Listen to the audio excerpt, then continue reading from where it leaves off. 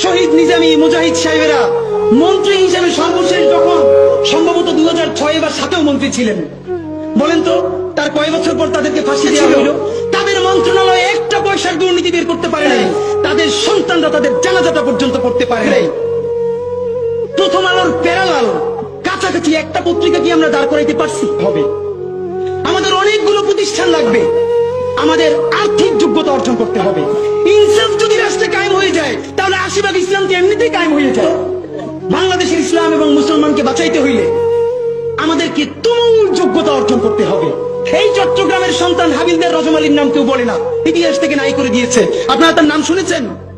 সিপাহী বিপ্লবে যদি দুইটা নাম থাকে, এর একটা মঙ্গল পান্ডে আর একটা হাবিলদার রজম আলী, ইতিহাস পড়িও না, নতুন করে তৈরিও করি না, পাবলিকেশনও বানাই না, শুধু রাস্তা কাঁপাই দিলে হবে না ভাই। হাবিলদার রজব আলী এই ব্রিটিশদের বিরুদ্ধে পার্বত্য অঞ্চলে যুদ্ধ করতে করতে পার্বত্য চট্টগ্রামের ঘোড়া নিয়ে ঢুকে গেছে।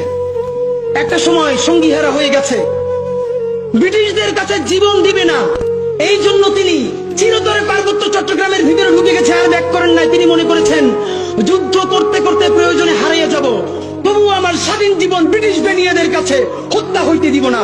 সেই হাবিলদার রজব আলী